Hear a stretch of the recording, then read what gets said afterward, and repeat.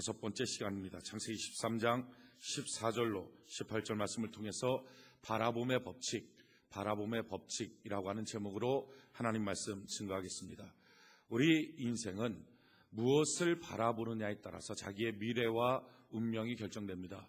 우리 조상 하와는 하나님이 보지도 말고 먹지도 말라라고 했던 선악과를 미련스럽게 바라봅니다. 그걸 바라볼 때 잘못된 착각의 비전이 생깁니다. 보암직도 하고 먹음직도 하고 지혜롭게 할 만큼 탐스러운 열매로 보여집니다. 잘못된 것을 바라보면 잘못된 비전, 잘못된 생각이 듭니다. 결국 그 길을 따라서 그것을 자기가 먹고 또 자기 남편에게 따주어서 먹게 될 때 영원히 씻을 수 없는 저주와 타락과 고통 가운데 빠지고 말았습니다. 이처럼 바라본다는 것은 자기의 미래와 운명을 결정합니다. 우리가 구원 얻는 것은 어떻게 구원을 얻습니까? 성경은 예수 그리스도께서 이 땅에 노뱀처럼 십자가에 높이 달려 들어올리셨으니 그 예수님을 보는 자마다 구원함을 얻게 된다라고 성경 기록합니다. 요한복음 3장 14절로 15절에 모세가 광야에서 뱀을 든 것 같이 인자도 들려야 하리니 이는 저를 믿는 자마다 영생을 얻게 하려 하심이니라.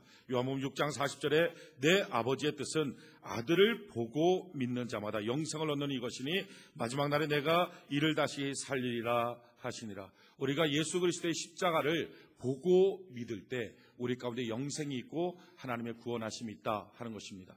우리가 예수님의 십자가를 보게 되면 어떤 것이 보입니까? 우리는 절대로 교만할 수 없다는 사실을 보게 됩니다. 나 때문에 저렇게 처절하게 몸짓고 피 흘려서 그렇게 6시간 동안 고통받으며 하나님의 아들이 돌아가셨구나. 그러기에 우리는 하나님 앞에서 또한 사람 앞에서 자기의 것을 자랑할 수 있는 근거가 없습니다. 우리는 진실로 십자가를 바라볼 때 교만할 수 없는 자기 자신을 발견하게 됩니다. 또 한 가지는요, 십자가를 바라보면 낙심할 수 없는 내 모습을 봅니다. 이처럼 죄진 인생이지만 그래서 수많은 사람에게 손가락질 받고 내 자신도 내 자아를 돌아보며 내 지나간 인생을 돌아보며 참 형편없구나, 참 창피하구나 할지 모르지만 나 같은 자를 위하여 죽으신 예수님, 죽으실 만큼 나를 사랑하신 예수님이 계시기에 하나님, 나는 인생을 살 때 낙심하지 않습니다 라고 십자가를 바라볼 때 우리는 고백하게 됩니다. 또한 십자가를 바라보면 무엇을 볼 수 있습니까? 더 이상 예수님은 십자가에 달려 죽어서 계시지 않습니다. 그 십자가에서 마침내 부활하셔서 내려오셔서 지금은 하나님 보좌 우편에서 우리를 위하여 중보하며 기도하시는 것입니다. 예수님의 십자가는 죽은 십자가가 아니라 부활의 증거요 살아계신 하나님의 증거인 것입니다. 그러기에 그것은 승리의 현장인 것입니다. 주님이 죄와 저주와 사망 문세를 이기고 승리하셨기에 주님 안에서 우리도 승리할 수 있습니다 라고 고백하는 것, 이것이 바로 예수님의 십자가를 바라보는 것입니다. 우리가 예수님의 십자가를 바라볼 때 우리의 죄와 저주 때문에 몸짓고 피 흘려 양순 양말에 못 박히신 예수님 때문에 그렇습니다. 이제 내 죄는 주님 때문에 사함을 받았습니다. 따라서 용서받은 자기 자신을 보게 됩니다. 채찍에 맞음으로 너희의 보형이 다 치료함을 받았다. 우리는 예수님의 채찍 맞은 찢어진 덩어리를 보면서 그렇습니다. 나의 질병은 불법으로 있는 것입니다. 그러기에 나는 더 이상 병을 짊어질 이유가 없습니다. 예수 안에서 예수의 십자가로 말미암아 나의 모든 질병은 떠나가게 되는 것입니다. 주님의 십자가를 바라볼 때 이와 같은 치료의 역사가 나타납니다. 예수님께서 머리에 가시면류관을 쓰심으로 저주의 가시면류관 쓰셨기에 내가 당해야 될 저주를 다 담당하셨기에 내 가게로부터 흐르는 모든 저주는 이제 끊어져 버렸습니다.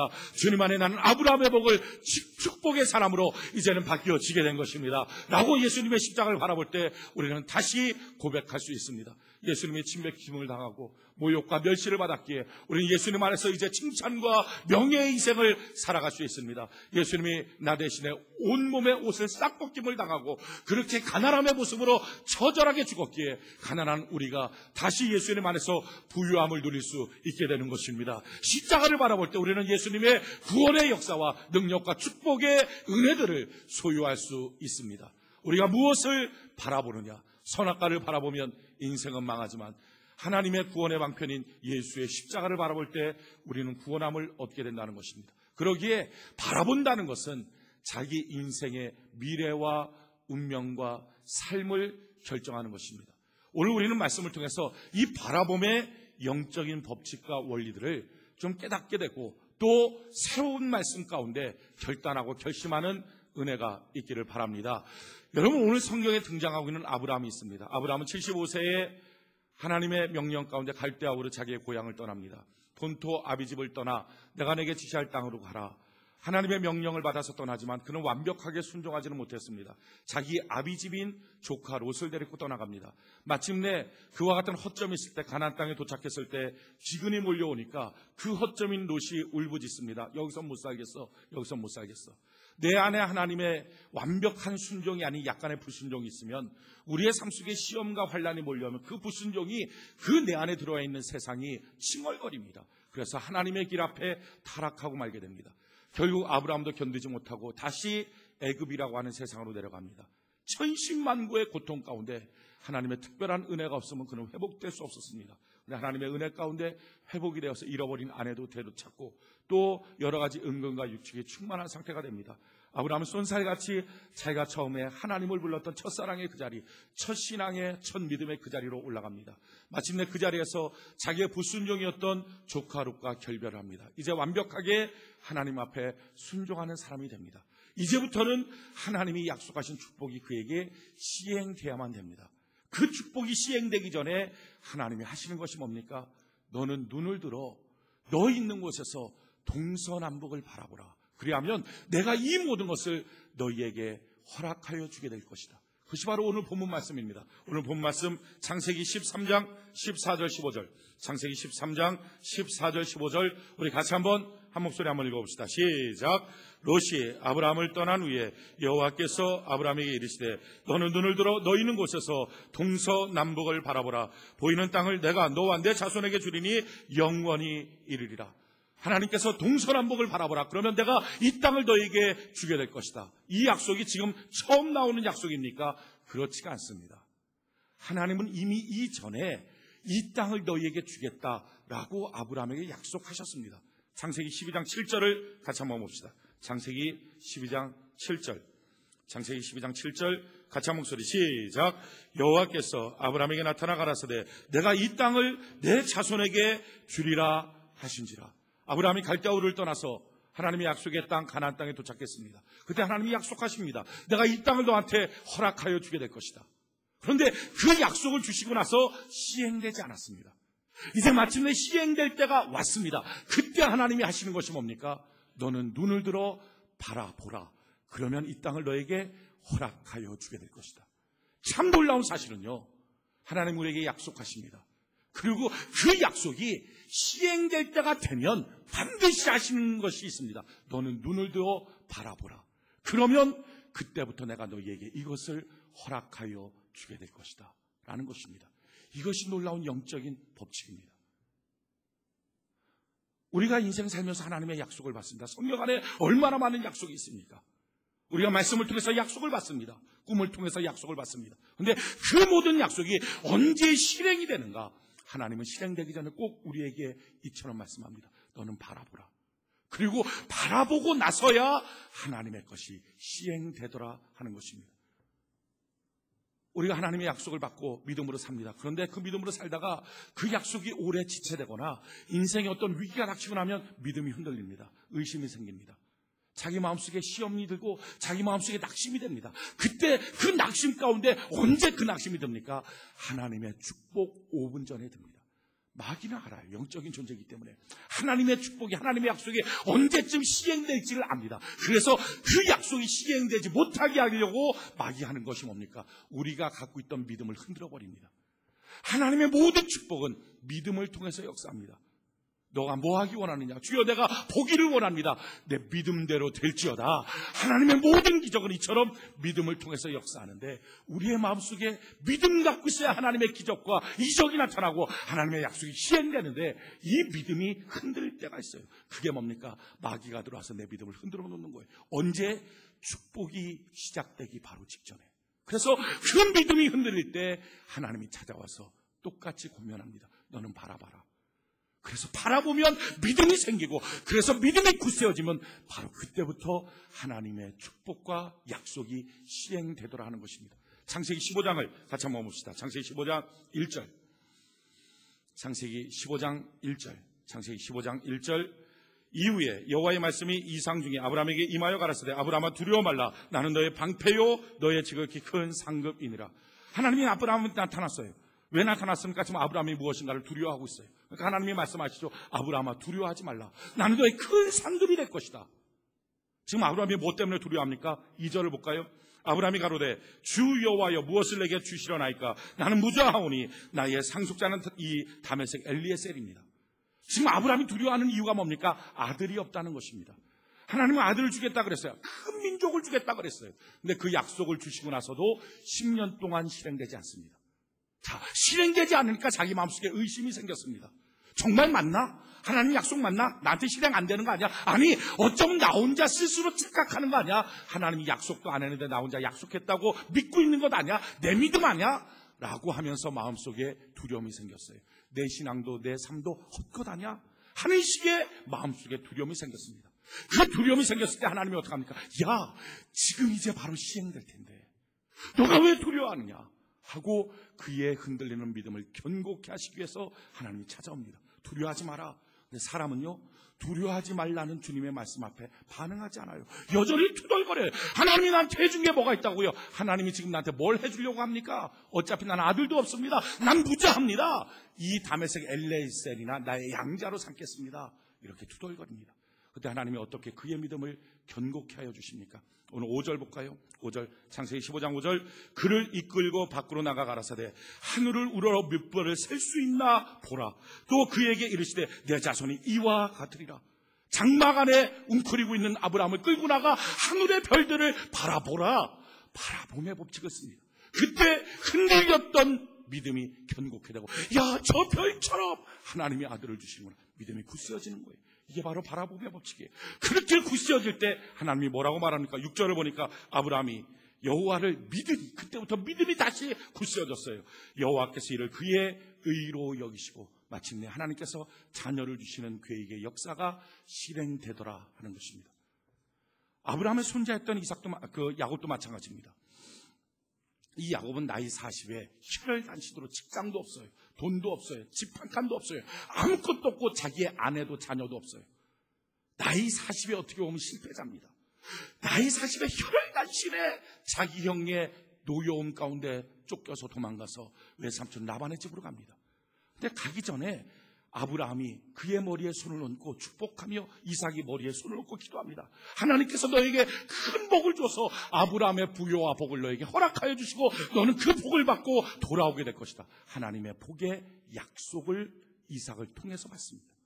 약속을 받았습니다. 근데 약속 받고 가는 자기의 처지는 뭡니까? 혈혈단신, 집 한 칸, 집안, 돈, 아내, 자녀 아무것도 없는 나이 40에 실패된 모습으로 갖고 있는 것은 약속 하나밖에 없습니다. 그 약속 갖고 지금 달려갑니다. 외삼촌 라반의 집에 가서 16년을 살았습니다. 14년 동안 살고 있는 동안에 아내들만 생겼지 집 한 칸도 없습니다. 돈 하나도 없습니다. 마침내 14년 만에 외삼촌 라반을 만나서 나도 이제 가문을 좀 이루어야 되지 않습니까? 돈이 있어야 되지 않습니까? 나이 54세에 그때 집도 사고 돈도 있어야 되지 않습니까? 사업도 해야 되지 않습니까? 직장도 있어야 되지 않습니까? 그 말을 합니다. 어떻게 하면 되겠느냐? 내가 너한테 어떻게 삭을 줄까? 야곱이 이렇게 말합니다. 외삼촌이요, 당신의 양떼들 중에 아롱진 것, 얼룩진 것 그건 다 띄어서 멀리 산일길 멀리 다 갖다 놓읍시다. 당신의 양들 가운데 흰 양들만 모아놓고요, 그 양들이 교배를 해서 아이를 낳으면, 그 어린 양들을 낳으면 그 중에서 아롱진 것, 얼룩된 것, 점박이 그것만 내 것이 되고 흰 양은 다 외삼촌 양이 되는 걸로 합시다. 외삼촌이 봤을 때, 야, 이 어리석은 바보놈아, 아롱진 것, 점백인 것 같이 있어야 그런 게 나오지. 그거 다 띄워놓고 흰양만 있으면 어떻게 그게 아롱진 것, 점백이가 나오냐? 거의 나올 수도 없고 나와도 별로도 없다. 야, 참 더 어리석구나. 내게 내가 넘어갔다. 좋다. 그렇게 하자. 도장 찍습니다. 자, 그렇게 어리석은 것 같은 방법을 택했는데요, 그때부터 이 혈혈단신 아무것도 없는 빈털털이 야곱이 썼던 게 뭡니까? 바라봄의 법칙을 사용합니다. 이 양떼들의 특성을 알기 때문에 양떼들은 푸른 철밭에서 거기서 초장에서 풀을 먹습니다. 그리고 나서는 물가로 와서 물을 먹고 나서 거기서 교배를 합니다. 거기서 잉태를 합니다. 그러니까 그 잉태할 때 나뭇가지들을 쭉 둘러놓습니다. 그리고 나뭇가지를 툭툭하게 이렇게 찢어놓습니다. 그래갖고 얼룩얼룩하게 만듭니다. 쭉 둘러놓고 그리고 그걸 바라보면서 양떼들이 교배를 하게 만듭니다. 말도 안 되는 미신 같잖아요. 성경은 이와 같이 말해요. 창세기 30장 37절로 43절에 야곱이 버드나무와 살구나무와 신풍나무의 푸른 가지를 취하여 그것들의 껍질을 벗겨 흰 무늬를 내고 그 껍질 벗긴 가지를 양떼가 와서 먹는 개천의 물 그 위에 세워 양떼에게 향하게 하며 그때가 물을 먹으러 올 때 새끼를 베니 가지 앞에 새끼를 뱀으로 얼룩얼룩한 것과 점 있고 아룽진 것을 낳으니라. 자 보십시오. 그렇게 얼룩얼룩하게 만들어 놓은 것, 이게 그거 만들어 놨다고 얼마나 어리석습니까? 그렇다고 양떼들 그거 본다고 뭐가 되겠어요? 아무것도 안 되겠죠. 아니요. 사실은 양떼가 본 게 아니라 야곱이 본 것입니다. 야곱은 20년 전에 약속을 받았어요. 근데 그 약속이 이제는 시행돼야만 합니다. 근데 자기의 처지는 빈털터리예요. 아무것도 없어요. 근데 오직 빈털터리 가운데 하나님의 약속이 시행되는 법칙이 바라봄의 법칙인 걸 알았어요. 하나님, 이제는 아롱진 것, 점 있는 것 나와야 내가 부욕게 됩니다. 하나님, 내가 바라봅니다. 그대로 행하여 주시옵소서 하고 바라보는 거예요. 놀라운 것은요, 그렇게 바라봄이 있을 때부터 하나님의 축복의 법칙이 시행되더라는 거예요. 뭐라고 말합니까? 가지 앞에서 새끼를 뱀으로 얼룩얼룩한 것과 점 있고 아롱진 것을 낳으니 야곱이 새끼 양을 구분하여 그 얼룩무늬와 검은 빛이 있는 것으로 라반의 양과 서로 대하게 하며 자기 양을 따로 두어 라반의 양과 섞이지 않게 하며 실한 양이 새끼 뵐 때는 야곱이 개천가에다 양떼의 눈앞에 그 가지를 두어 양으로 그 가지 곁에 새끼를 베게 하고 약한 양이면 그 가지를 두지 아니하니 이러므로 약한 것은 라반의 것이 되고 실한 것은 야곱의 것이 된지라. 이에 그 사람이 심히 풍부하여 양떼와 노비와 약떼와 나귀가 많았더라. 놀라운 하나님의 부여가 나타나요. 언제부터? 바람의 법칙을 사용할 때부터. 여러분, 그러기에 우리는 한 가지 놀라운 원리를 깨닫게 됩니다. 하나님 우리에게 약속하십니다. 어떤 때 기도 가운데, 어떤 때 설교 가운데, 어떤 때 큐티하다가 내 마음속에 하나님 주시는 약속이 있습니다. 근데 그 약속이 시행되려면 반드시 하나님이 하는 게 있습니다. 너는 바라보라 라는 거예요. 그 바라봄의 법칙이 들려질 때부터 바라보기 시작할 때, 그때부터 하나님의 약속과 축복과 치유와 능력들은 실행된다 하는 것입니다. 이게 바로 영적인 법칙이에요. 자, 그렇다면 바라본다는 것은 무엇을 의미합니까? 바라본다는 것은요, 기대한다라는 것입니다. 여러분, 누구에게 하나님의 축복이 있고 누구에게 하나님의 기적이 있고 누구에게 하나님의 능력이 임합니까? 하나님을 향하여 기대하는 자에게 하나님은 그와 같은 것들을 허락하여 주신다는 것입니다. 성경은 이와 같이 말해요. 예수님이 기대하지 않는 이스라엘 백성들을 질타하며 주님이 하신 말씀이에요. 누가복음 4장 25절 27절에 내가 참으로 너희에게 이르노니 엘리야 시대에 하늘이 새 6달을 닫혀 온 땅에 큰 흉년이 들었을 때 이스라엘에 많은 과부가 있었으되 엘리야가 그중 한 사람에게도 보내심을 받지 않고 오직 시돈 땅에 있는 사렙다의 한 과부에게 뿐이었으며 또 선지자 엘리사 때에 이스라엘에 많은 문둥이가 있었으되 그중에 한 사람도 깨끗함을 얻지 못하고 오직 수리아 사람 나만 뿐이니라. 이게 무슨 말입니까? 선택받은 이스라엘 백성들아, 너희가 아무리 선택받았고 하나님의 성민이라고 하지만 너희들 가운데는 하나님을 향한 기대가 없었다. 3년만 동안 비 내리지 않은 엘리야 시대 때, 그때 하나님의 땅에 있는 과부들이 얼마나 많았지만 그들은 한 명도 하나님의 기적을 베풀 거라는 기대가 없었다. 그런데 사렙다 과부 그 여인 한 사람은 엘리야가 찾아와서 지금 먹고서 부쳐갖고 떡 먹고서 자기랑 자기 아들이랑 먹고서 이제 죽어야지 하는 그 순간에 찾아와서 그 떡을 내게 달라. 그러면 3년만 동안 비 내리지 않는 동안에 하나님의 하늘의 문을 열고 당신의 밀가루와 당신의 기름종지를 관심 갖고 보셔서 채워주실 것이다. 말도 안 되는 것 같지만 그 말을 믿고 기대하는 거예요. 기대하고 그 떡을 갖다 붙여 딱 놓으니까 놀라운 것은 그때부터 하나님이 그 과부에게 그런 놀라운 축복을 주셨다는 거예요. 이스라엘 백성들은 얼마나 가난했을까요? 그 가난한 과부들 중에 얼마나 그 기아선상에서 3년 반 버티지 못하고 죽는 사람도 있었을 텐데, 문제는 가난해도 기대하지 않았더니 하나님의 기적이 없었지만 이방 땅에 있었던 기대했던 과부 한 사람은 하나님의 기적이 있지 않았느냐라고 지금 주님이 말씀하는 거예요. 엘리사 시대에 얼마나 많은 문둥병자가 많았지만 누구 한 사람도 하나님의 문둥병자 치료하신다는 기대가 없었지만 나만 장군 한 사람은 자기의 집에 있는 종 하나가, 여종 하나가 우리 엘리사 선생님한테 가면 기도 한 번 받으면 나을 텐데요 라고 하는 말도 안 되는 것 같은 그 말 한마디를 듣고 기대가 되는 거예요. 하나님의 종 엘리사한테 가서 안수 한 번 받으면 나으리라 하면서 그 관심 속에 기대를 갖고 갔더니 수많은 문둥병자 단 한 명도 치료받지 못했지만 오직 나만 장군 한 사람 치료받은 것 아니냐. 바로 너희에게 이와 같은 기대감이 있다면 하나님은 오늘 이 시간에도 기적을 베풀어 주게 될 것이다 라고 하는 것이 주님의 말씀입니다. 여러분, 하나님은요 우리에게 약속을 주시고 나서 그러고 나서 꼭 보시는 게 있어요. 바로 내 마음속에 기대하는 마음이에요. 약속을 받은 그날 누가 기대하지 않겠어요? 약속을 받은 다음 날 누가 기대하지 않겠어요? 약속이 조금 이루어지는 것처럼 보이는 그 순간에 누가 기대하지 않겠어요? 그런데 언제 기대가 무너집니까? 약속을 했는데 오래 지연될 때, 약속과 정반대의 상황으로 점점 갈 때 사람들은 그때 기대가 무너져요. 네, 그때 하나님이 보는 거죠. 너가 나를 기대하는가? 여러분, 기대한다는 것을 왜 하나님이 이처럼 보실까요? 왜 기대하는 것을 하나님이 이렇게 중요하게 여길까요? 이유는 이것입니다. 기대한다는 것은요, 내가 더 이상 마귀의 종이 아니라 하나님의 자녀로 하나님과 함께하는 사람입니다 라고 하는 선포이기 때문에 그렇습니다. 이스라엘 백성들이 430년 종살이했습니다. 1, 2년만 종살이하고 노예로 팔려가도 종의의식, 노예의식이 가득 고여있을 겁니다. 430년 대대로 종살이했으니 얼마나 큰 노예의식이 있겠습니까? 그 노예의식, 종의의식은 뭐예요? 모든 것을 불길하게 보는 거예요. 주인님이 너 불러 덜커덕, 내가 뭘 잘못했지? 가서 내가 경치는 거 아니야? 내가 맞는 거 아니야? 내가 죽는 거 아니야? 내가 또 다른 데로 팔려가는 것 아니야? 한 번도 자기 인생에 좋은 적이 없으니까.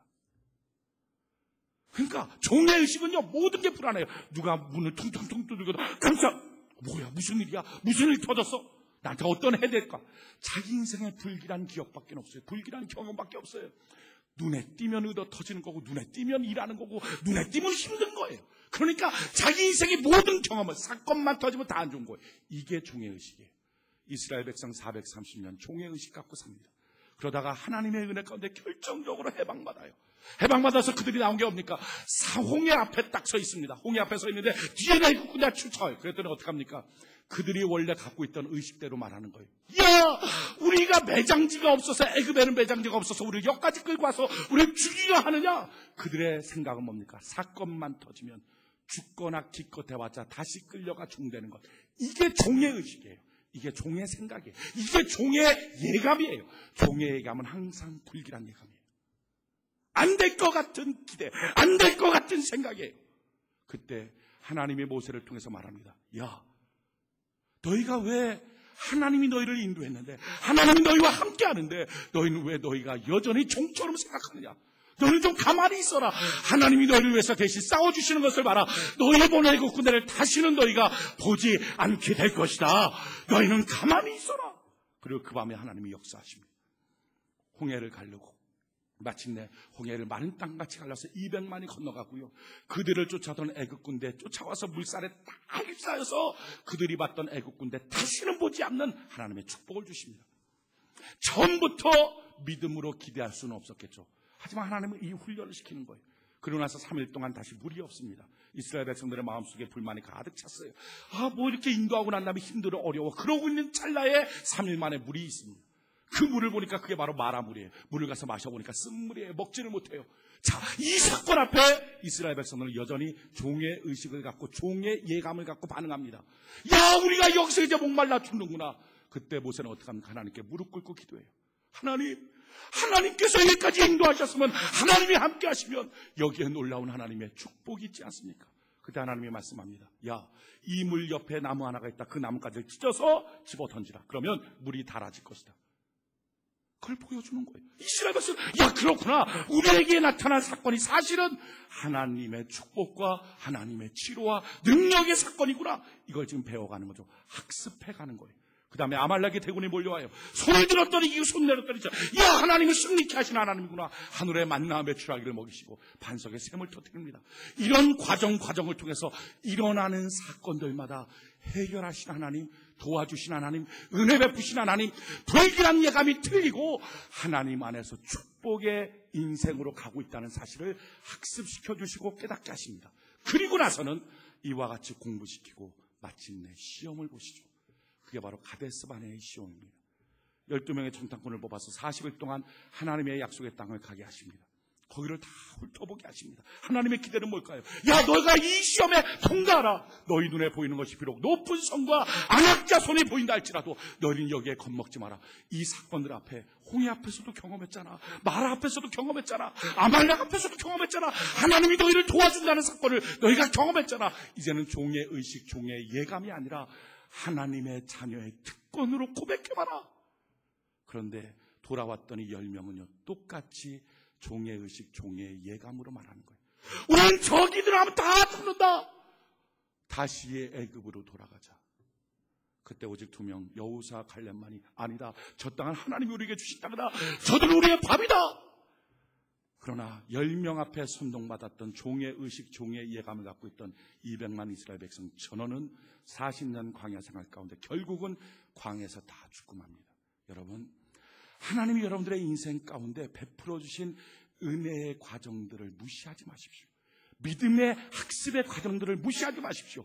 어떤 작은 일, 작은 은혜, 작은 사건들 가운데 어떤 때 불안하고 힘들었는데 결국 보니까 좋은 일이네. 좋은 일이네. 이렇게 했는데 저렇게 좋은 일이네. 그런 과정들이 사실은 하나님이 여러분들을 믿음의 학습을 시키는 거예요. 어떤 믿음? 야, 이제는 너가 종이 아니야. 이제는 너가 마귀에게 속한 자가 아니야. 이제는 하나님이 너와 함께하는 자야. 하나님이 함께하니까 사건이 터지면 하나님이 도와주실 거야. 그러면 너는 뭘 해도 돼요? 기대해도 돼. 이걸 가르쳐주는 거예요. 이거를. 종으로 있을 때는요, 사건이 터지면 불안해요. 두려워해요. 그런데 하나님의 자녀라는 것, 하나님이 나와 함께하신다는 사실을 믿을 때는요, 사건이 터지면 기적을 기대해요. 하나님의 축복을 기대해요. 하나님의 특별한 섭리를 기대해요. 그게 뭡니까? 하나님이 나와 함께 하신다라고 하는 선포예요. 선포. 여러분, 그러기에 인생 살면서 믿음의 훈련을 했던 과정들을 무시하지 마십시오. 저는 여러분들에게 아주 작은 일이라도 생기면 간증하라. 우리 홈페이지에 간증문을 올려라. 뭐 세련들과 더불어 간증의 말을 하는 것도 참 귀합니다. 그런데 더 중요한 것은요, 간증의 글을 올려라. 아주 작은 일, 남들이 봤을 때 아주 사소한 것, 괜찮다, 그거 다 올려라. 왜 올리게 합니까? 그걸 통해서 많은 사람들에게 하나님이 살아계심을 증거하기 위함과 동시에 더 큰 이유가 있습니다. 그걸 올려놔야 어느 날 어느 순간 내 인생 앞에 하나님의 테스트가 있거든요. 정말 감당이 안 되는 그런 사건이 있거든요. 견고한 성이 있거든요. 안악자손 같은 대군들이 몰려오거든요. 내 힘 갖고는 도저히 안 될 것 같은 어떤 사건 앞에 서 있거든요. 그때 너의 인생에 지나간 삶 속에 베푸셨던 하나님의 기적과 은혜의 연속들을 한번 읽어보라. 너가 홈페이지에 간증란에 썼던 글들을 한번 읽어봐라. 그리고 기억하라. 하나님이 오늘도 도와주신다 라고 고백할 때, 그때 하나님이 그래, 더 테스트에 통과했구나. 여러분, 왜 하나님이 다윗을 사용하십니까? 다윗은요, 양떼를 칠 때 사자도 때려 눕히고 곰도 때려 눕혔어요. 이 하나님이 주셨던 삶의 간증들이 있어요. 그러고 나서 골리앗 앞에 섰을 때 그는 외치는 거예요. 하나님이 나에게 능력을 주어서 사자도 곰도 때려 눕혔습니다. 그러기에 저 골리앗도 내가 때려 눕힐 수 있습니다. 그는 믿음의 과정들에 이어졌던 하나님의 학습의 효과를 무시하지 않았어요. 오늘날 이 땅에 있는 성도들의 가장 큰 문제가 뭡니까? 은혜 받고 기도에 응답받고 기적을 받고 축복을 받는 순간에는 좋아해도 그것을 감사로 간증으로 표현하는 법이 참 약합니다. 그래서 나타내지 못해요. 기억 남게 하지 못해요. 마침내 그래서 하나님의 결정적인 테스트가 왔을 때, 하나님이 나를 통하여 이루고자 하는 사건이 왔을 때, 그때 다 낙제점 받고 마는 거예요. 기대하기보다는 원망하는 거예요. 기대하기보다는 낙심하는 거예요. 여러분, 하나님은 우리 앞에 어떤 사건을 놓고 그때 하나님이 보시는 거예요. 너가 과연 기대하고 있는가? 너가 지금 과연 바라보고 있는가? 어떤 질병을 놓고 지금 너가 기대하며 십자가를 바라보는가? 가난의 문제를 놓고 너가 지금 기대하며 예수님의 십자가를 바라보고 있는가? 그때 기대하고 소망을 갖고, 주여, 이 사건 앞에 하나님의 기적이 일어날 것을 믿습니다. 하나님 역사하여 주시옵소서. 하고 나가는 자에게, 기대하는 자에게, 바라보는 자에게 그때부터 하나님의 약속이 시행되더라 하는 것입니다. 아멘 합시다. 시행되더라. 그러기에 성경의 영적인 원리와 법칙이 뭡니까? 빌립보서 2장 13절 14절에 너희 안에 행하시는 이는 하나님이시니 자기의 기쁘신 뜻을 위하여 너희로 소원을 두고 행하게 하시나니 모든 일을 원망과 시비가 없이 하라. 우리는 어떤 사건 앞에 두 가지 길이 있어요. 원망과 시비의 길, 또 하나는 주님 안에서 소망을 갖는 길. 어떤 사건 앞에 원망과 시비의 길은요, 종의 의식이에요. 왜 원망과 시비를 갖습니까? 살아온 경험 속에 나타난 것이 그거니까. 근데 그때 그렇게 잘못된 경험을 유치하지 말고 하나님이 내게 베푸셨던 은혜의 가정, 믿음의 가정들을 생각해 보십시오. 그리고 온 순간에 소망을 갖는 은혜가 있기를 바랍니다. 그때부터 하나님은 역사하시기 시작합니다. 히브리서 11장 1절로 2절에 믿음은 바라는 것들의 실상이요 보지 못하는 것들의 증거니 선진들이 이로써 증거를 얻었느니라. 여러분, 믿음의 법칙이라는 것은 참 놀랍습니다. 바라는 것들의 실상입니다. 항상 믿음은 바람, 소원, 기대와 연관되어 있습니다. 우리가 길을 걸어갈 때 그냥 이렇게 걸어갑니다. 그죠? 그걸 걸어가요. 그냥 이렇게 길을 걸어갈 때 누구든지 팔을 의식하는 사람 없습니다. 팔 있네? 팔 없다. 팔 있네? 팔 없다. 이런 사람은 이게 약간 이상한 사람이에요. 그러니까 그냥 걸어가, 그냥 걸어가다가 언제 팔이 의식하지 않았는데 튀어나옵니까? 무엇인가 붙잡아야 될 순간이 되면 팔이 딱 나오는 거예요. 마찬가지예요. 우리도 신앙의 삶을 살아갈 때 누구든지 걸어가면서 믿음을 의식하지는 않습니다. 내가 오늘 믿음 있나? 내가 오늘 믿음 있나? 믿음 없나? 믿음 있나? 그렇게 하잖아요. 괜히 막 믿습니다. 막 쌍시옷 발음 집어넣으면서 믿음 있나? 없나? 이거 고민하잖아요. 그냥 사는 거예요. 그냥 살다가 언제 이 믿음이 작동합니까? 내가 붙잡아야 될 바람, 소원이 있을 때, 소망이 있을 때, 그때 믿음이라고 하는 팔이 탁 나가서 붙잡는 거예요. 이렇게 붙잡으면 뭐가 돼요? 보이지 않는 것들의 증거니 그때부터 성령의 감동 가운데 내 마음에 확신이 들어요. 이로써 선진들이 증거를 얻었느냐. 그때부터 확실한 물적 증거들이 나타나는 거예요. 이게 바로 믿음의 법칙이에요.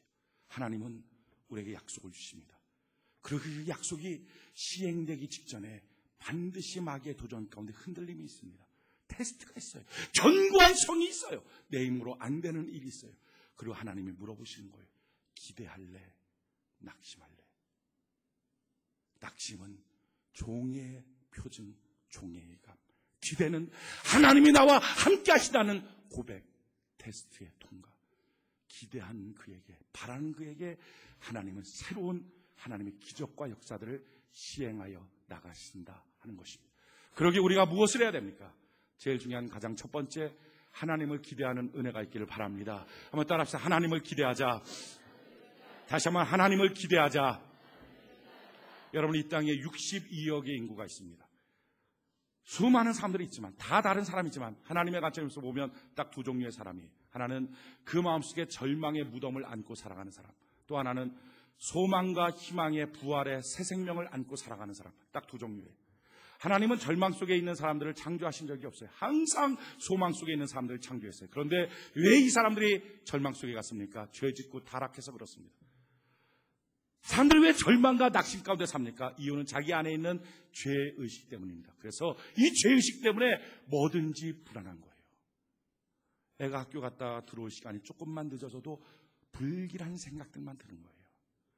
남편이 조금만 무슨 반응을 해도 불길한 생각들만 드는 거예요. 경제적인 동향이면 꼭 그것이 자기 회사의 부도의 일인 양 불길한 생각들만 드는 거예요. 왜?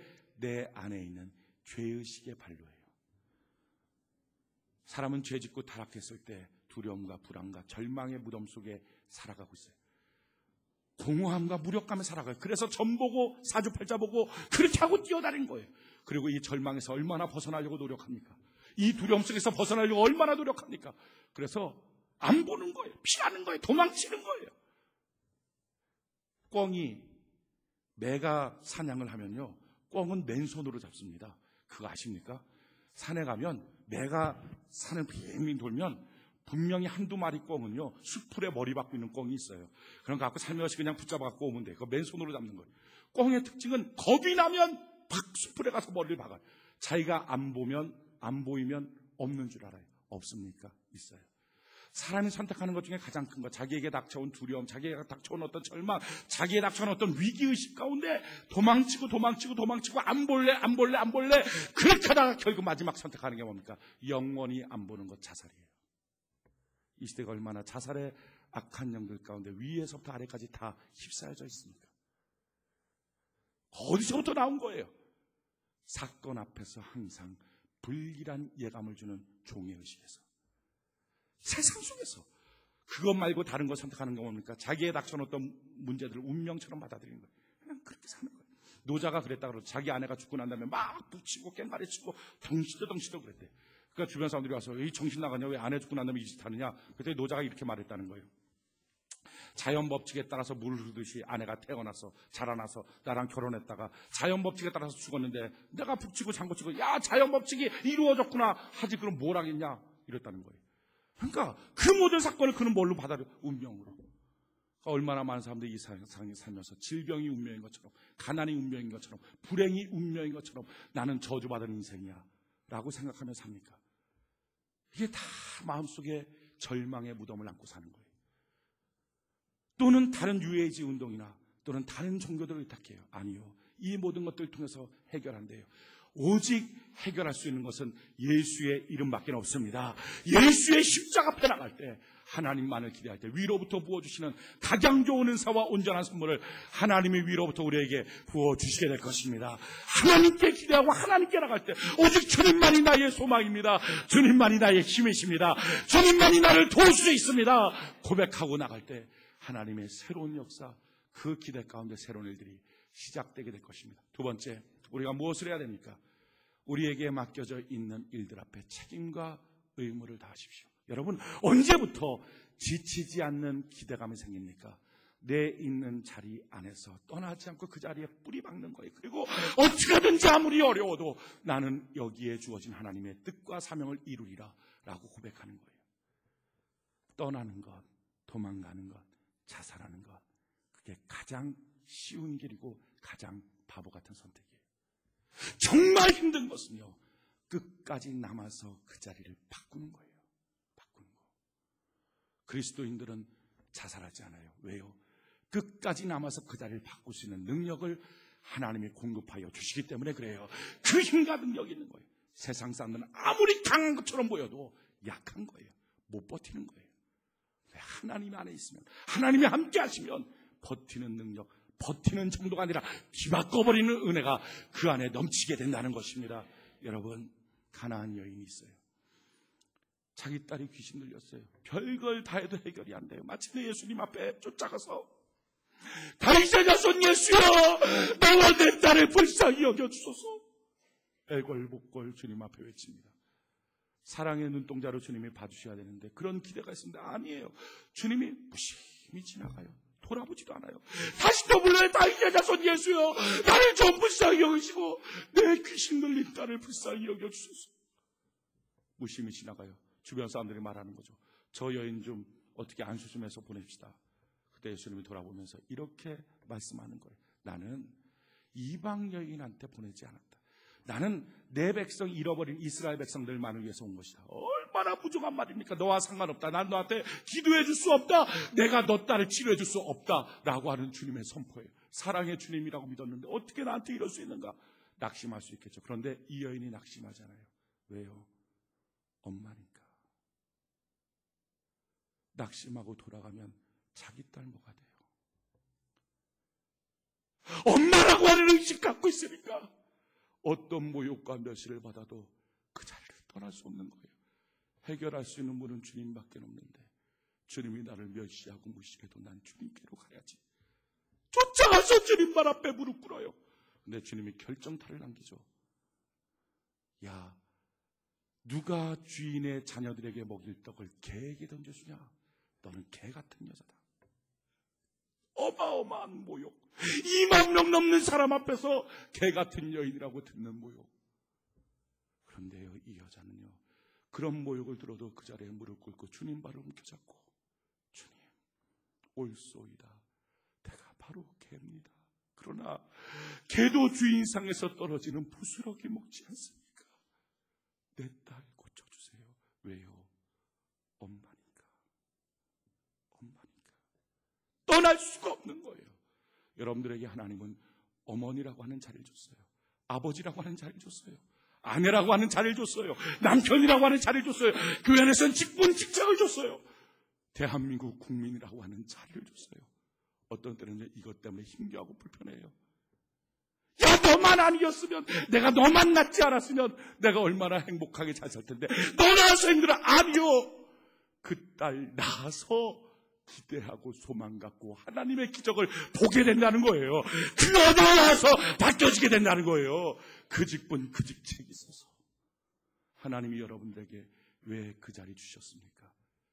그 자리 떠나지 않고 붙들고, 주님 내가 복의 근원인데 복으로 바꿔주세요 하고 떠나지 않는 그는요, 어떤 환경이 밀려와도, 마귀가 아무리 흔들려도 기대가 버려지지 않아요.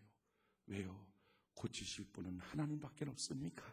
도와주실 분은 하나님밖에 없으니까. 해결하실 분은 하나님밖에 없으니까. 하나님을 향하여 기대를 갖고요, 그 기대, 그 바라봄이 하나님의 약속을 실행하는 능력이 된다는 거예요. 세 번째, 우리가 무엇을 해야 됩니까? 여러분, 기대감을 가지려면 주의 몸된 성소, 교회로 나오는 은혜가 있기를 바랍니다. 오늘날 수많은 사람들이 그럼에도 불구하고 기대를 다 상실했어요. 너무 큰 슬픔 때문에, 너무 큰 좌절 때문에, 너무 반복되는 어려움 때문에, 심지어는 믿는 성도들도 기대감을 다 상실하고 말았어요. 이제는 더 이상 기대가 안 돼요. 그냥 사는 거는 어쩔 수 없지만 이제는 주님을 향하여 기대하지 않아요. 이렇게 기대가 없는 것 얼마나 마귀가 좋아할까요? 여전히 그래 너는 내 종이야 이러지 않겠어요? 하나님은 가슴 터지며 내가 너 옆에 있잖아. 내가 너를 도와주잖아. 어떻게 하면 다시 그 마음속에 기대감이 생길까요? 성경 기대감이 생기는 방법을 이렇게 가르쳐주고 있어요. 시편 11편 3절로 4절에 터가 무너지면 의인이 무엇을 알고 여호와께서 그 성전에 계시니 여호와의 보좌는 하늘에 있으며 그 눈이 인생을 통촉하시고 그 안목이 저희를 감찰하시도다. 터가 무너져버리면, 다 깨져버리면 의인은 무엇을 해야 되느냐? 여호와께서 성전에 계시니 성전으로 나오라. 여러분, 하나님의 성전은요, 예배당은요, 예배 시간에는요, 교회 안에는요, 참 놀라운 것을 하나님이 여기저기 숨겨놨어요. 바로 행복이라고 하는, 희망이라고 하는 보따리들을 숨겨놓은 거예요. 그래서 교회 나오기 전까지는 잘 몰라요. 나오고 나면 자기도 모르는 사이에 평안을 느끼고 자기도 모르는 사이에 기대감을 느껴요. 왜? 교회 안에 곳곳에는 하나님이 희망이라고 하는 보따리를 숨겨놔서 그렇습니다. 성경을 한번 볼까요? 시편 13편, 우리 같이 한번 찾아봅시다. 시편 73편.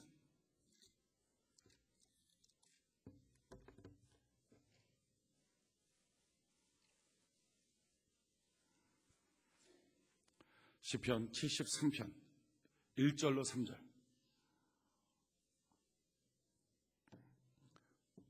시편 73편 1절로 3절.